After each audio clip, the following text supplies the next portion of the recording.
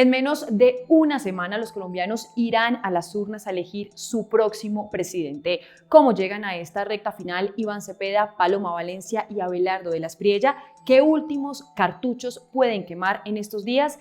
¿Qué les ha funcionado y qué no? Con Jairo Libreros, analista y consultor político y profesor de la Universidad Externado de Colombia, desmenuzamos esas acciones y últimas estrategias de los aspirantes presidenciales que se enfrentarán este 31 de mayo con un mismo objetivo: llegar a la Casa de Nariño. Jairo Libreros, analista, consultor político y profesor de la Universidad Externado, gracias por compartir este sorbo electoral de Bloomberg Línea. María Camila, muchas gracias por la invitación, es un gusto compartir este espacio. Bueno, Jairo, estamos a menos de una semana de las elecciones presidenciales en Colombia. Si bien tanto la campaña de Abelardo como la campaña de Cepeda le han apuntado a ganar sí o sí en una primera vuelta, pues vemos las últimas encuestas que le apuntan siempre a una segunda vuelta. ¿Usted cómo está viendo hoy el panorama estando tan cerca? Vamos para la segunda vuelta, creo que es inevitable. Las encuestas tienen un valor muy importante porque no solamente miden un momento determinado del clima electoral, sino porque nos permiten entender las tendencias y el porcentaje de número de votos que acudirán a las urnas. Ninguno de los dos candidatos, Cepeda o Abelardo, e incluso Paloma Valencia, que también hace parte de ese lote puntero, tienen en estos momentos los números mínimos necesarios para sacar 50% más uno en la primera vuelta electoral. Creo que es inevitable a muy pocos días de volvernos a ver para elegir al sucesor de Gustavo Petro en un balotaje. ¿Usted se atrevería a decir esa segunda vuelta con todo el análisis que usted ha hecho y que usted sabe hacer, entre quiénes sería? Yo creo que esa segunda vuelta está claro. Las encuestas lo dicen, lo que uno lee al mirar la calle, cuando contrasta la información. Creo que la primera votación la va a obtener Iván Cepeda y la segunda Abelardo de la Espriella.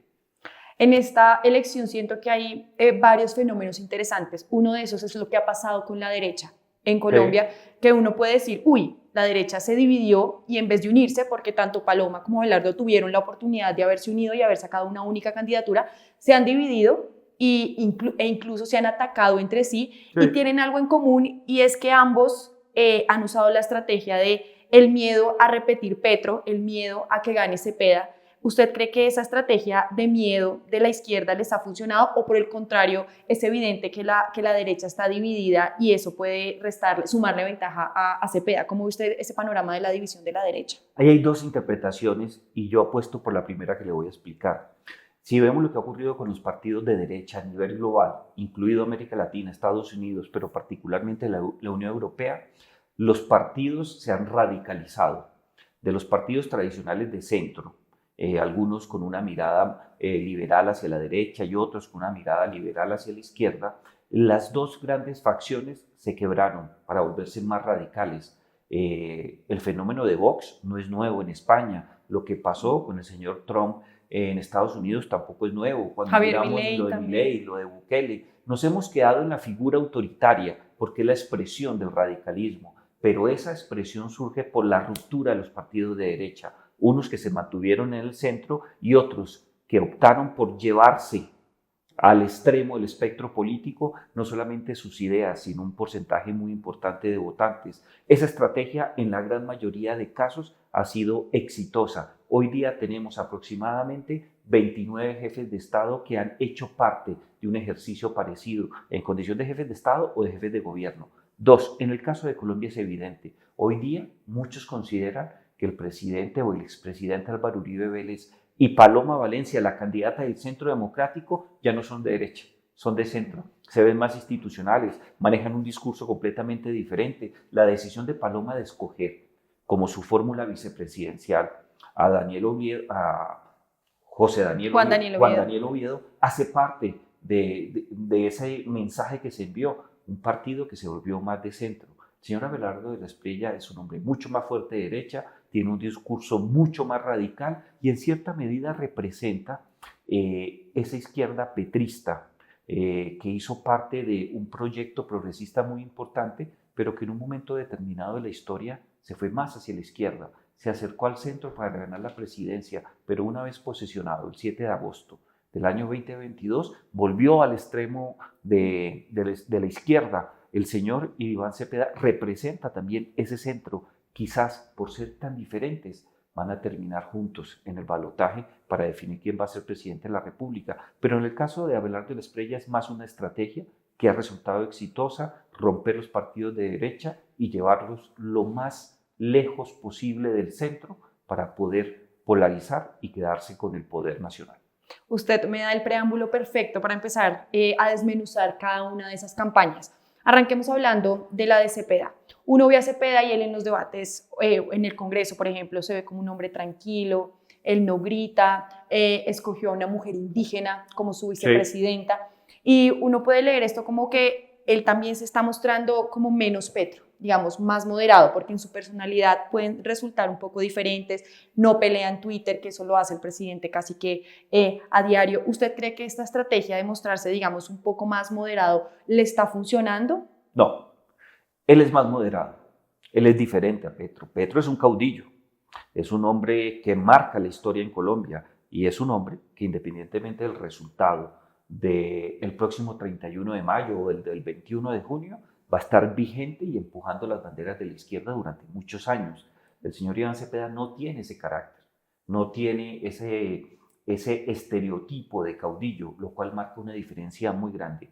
Dos, el señor Iván Cepeda es un hombre reconocido, tiene una trayectoria política impecable e interesantísima, ha hecho la tarea muy bien, pero creo que hay unas diferencias monumentales y creo que eso no le está sirviendo, porque está claro que en el momento en que Gustavo Petro deje de intervenir en política de manera indebida, esa candidatura se cae.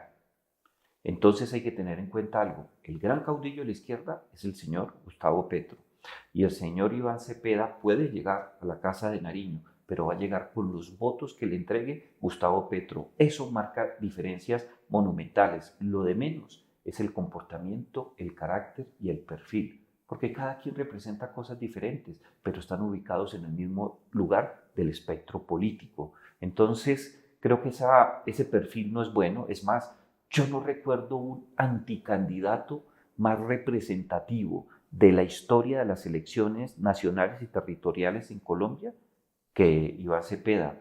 No tiene la capacidad para hablar tranquilamente en público, todo lo lee, él dice que él lo escribe y para que sea mucho más efectivo, pero todas las personas que tenemos experiencia hablando en público sabemos muy bien que no es fácil, demanda mucha preparación y a veces hasta suerte, y él no es un buen orador, no es una persona que logre emocionar a los demás, no transmite entusiasmo, es el anticandidato por excelencia.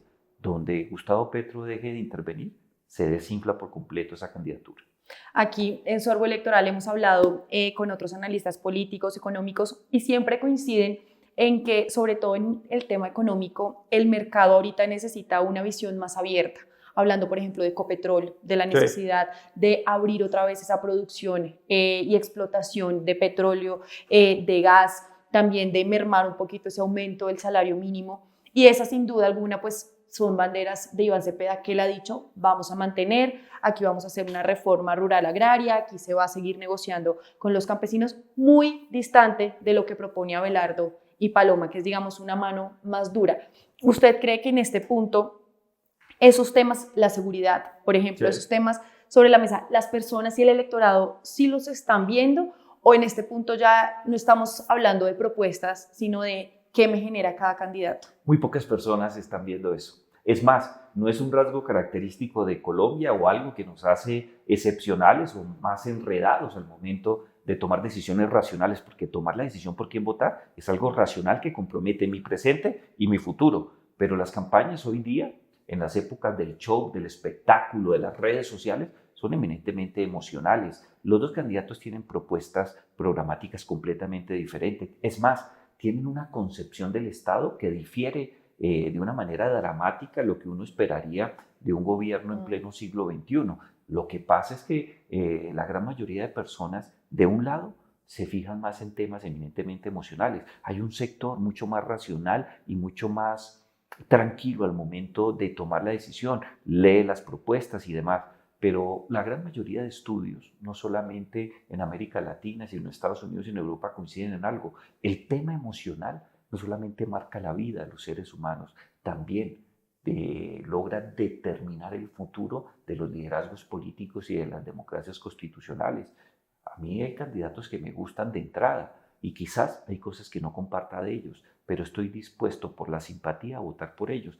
Hay una disciplina maravillosa que se llama la inteligencia emocional, científicamente trabajada, estudiada. Gladwell en Estados Unidos, aunque él es canadiense, Coleman, hay mucha gente que ha estudiado el tema.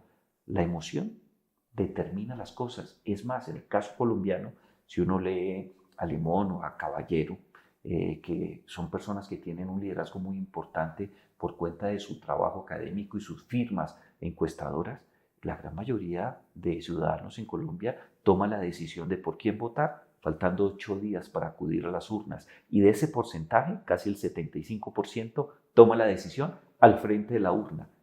Todo es emocional desde el punto de vista electoral al momento de acudir a quién escoger como mi representante, llámelo usted presidente, congresista, gobernador, alcalde, etc.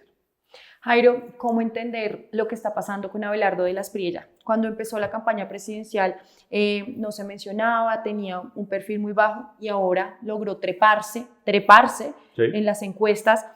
Ha utilizado, se autodenomina el tigre, ha hecho unas canciones que han funcionado mucho para el electorado, las personas las cantan, en las plazas las gritan.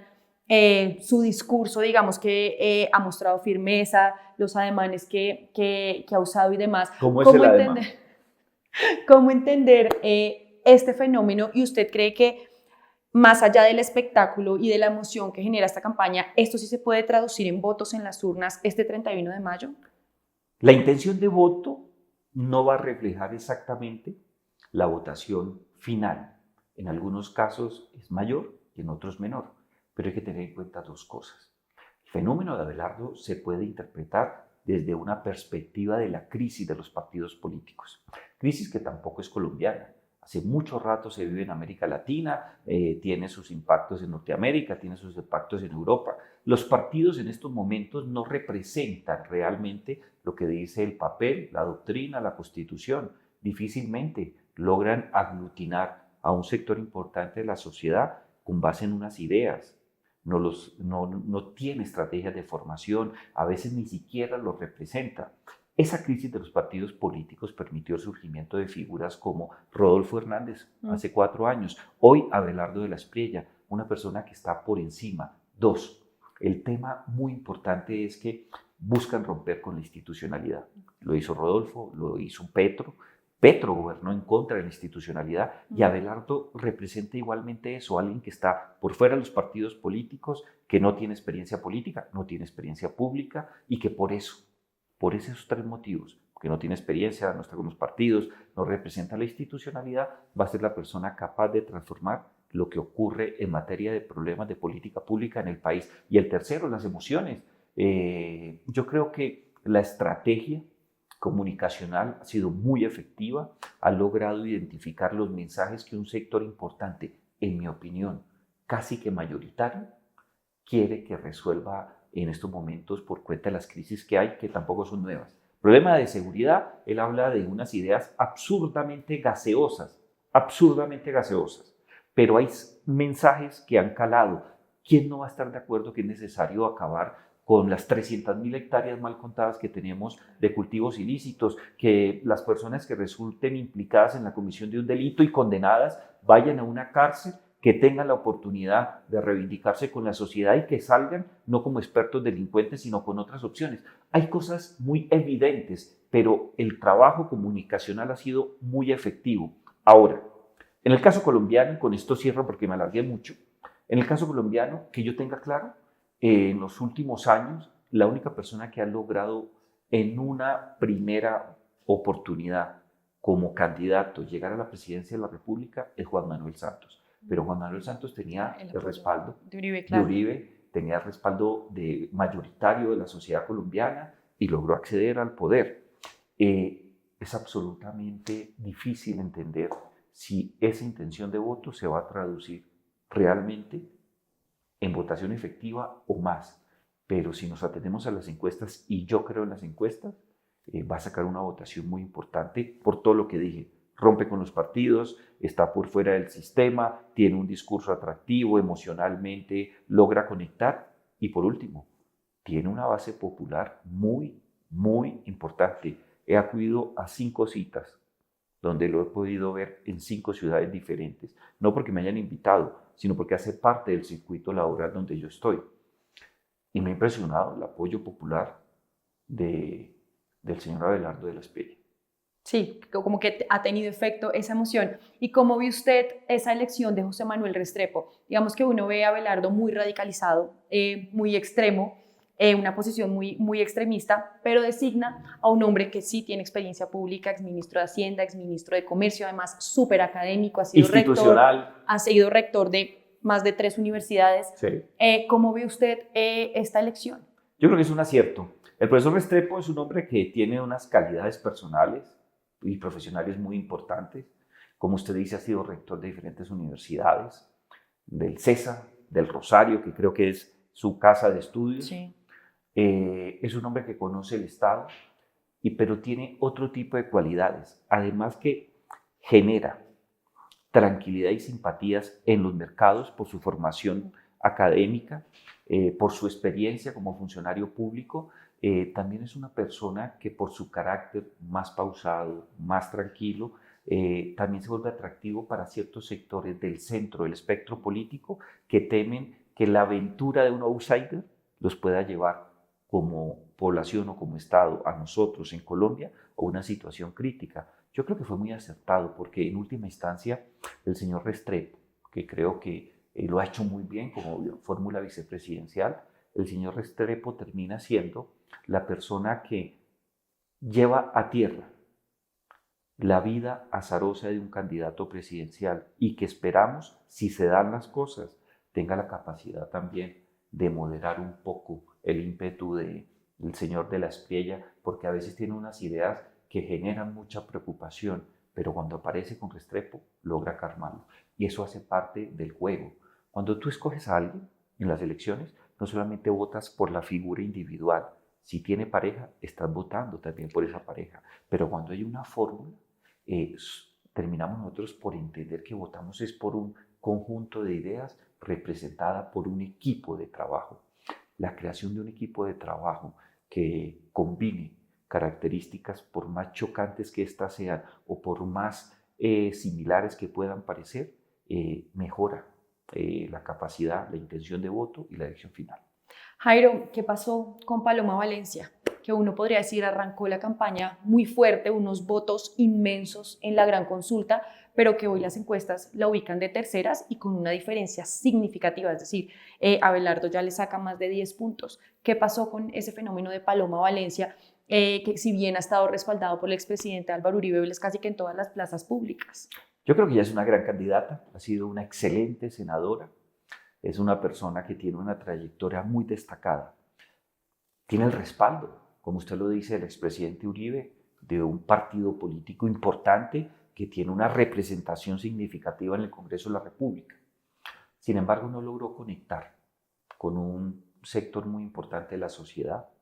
Hay una fractura que ha manejado muy bien el señor Abelardo porque logró llevarse votos del centro del espectro político, de la centroderecha, para ser más preciso, y de la derecha. Y creo que maneja ideas del pasado que no representan los intereses de las personas que actualmente van a acudir a las urnas, especialmente la gente joven. Manejar constantemente la figura de Álvaro Uribe, por exitosa que ésta pueda ser para un sector, o polémica o fracasada para otro, no importa. Pero Álvaro Uribe Vélez, con todo el respeto que se merece, representa el pasado, representa ideas que estuvieron en boga a finales del siglo pasado y que él pudo ejecutar durante la primera década de este siglo, de este inicio de tercer milenio. Cuando tú representas ideas del pasado que no encajan con un sector muy importante de la sociedad que va a votar, difícilmente logras conectarte.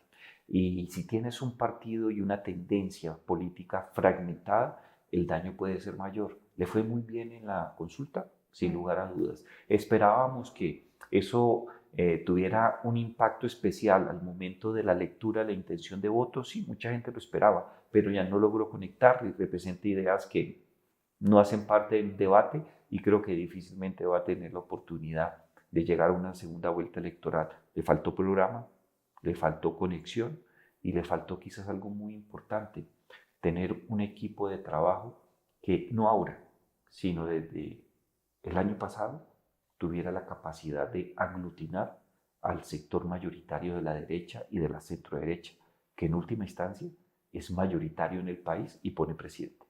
Jairo, y ya para terminar, un último cartucho que pueda quemar cada uno de estos tres candidatos en estos días y que le pueda servir de cara a las elecciones, como un consejo que usted les daría: haga esto, no se vaya por este lado, ya en esta recta final en la que estamos. Un último cartucho a quemar de cada uno. Para los tres. Para los tres. No vayan a debates y eviten por completo cometer cualquier error.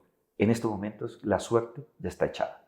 Y me parece muy interesante eso que usted también dice, de que la suerte ya está echada. Es decir, ahorita lo que tienen que hacer es mantenerse al margen, no ir a debates, no responder preguntas. No, nada.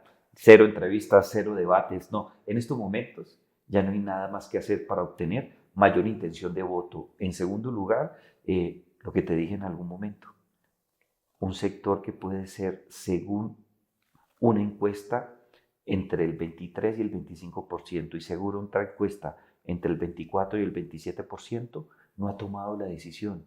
La va a tomar esta semana, antesito de ir a las urnas. Se va a quedar con lo que hay. Si se exponen y cometen un error, el daño puede ser tan fuerte que marcaría lo que es estar en el balotaje o por fuera de él. Que no hagan nada, continúen con el plan, pero si se exponen, pueden cometer un error. La época de exponerse vuelve a abrirse el 1 de junio. Estamos a muy pocos días de eso. Jairo, y ahora sí, para terminar, esos votos que en la primera vuelta obtengan candidatos como Sergio Fajardo, como Claudia López, que si bien están muy, muy distantes en las encuestas de estos primeros candidatos de los que ya hablamos, esos votos van a representar una oportunidad significativa de cara a una segunda vuelta. Son muy importantes. En la pasada campaña presidencial, en el 2022, el señor Gustavo Petro, nuestro presidente, le sacó a Rodolfo Hernández aproximadamente 670,000 votos. Es muy poco. Si tú sumas lo que tiene Sergio Fajardo, que es un gran candidato, con lo que suma o representa Claudia López en intención de voto, que también es una gran candidata, estamos hablando fácilmente de 850,000, 900,000 votos. Podría ser esa diferencia. Esos votos pueden ser la diferencia. Dos, ojo, en Colombia, pero también se ha leído en otras experiencias internacionales, una cosa es la forma como los ciudadanos nos aproximamos a la elección en primera vuelta y otra, completamente diferente, las formas de actuación para una segunda vuelta electoral. En política, afortunadamente, 1 más 1 no es 2. Jairo, muchas gracias por su tiempo para conversar con Bloomberg Línea. María Camila, a ti siempre muchas gracias.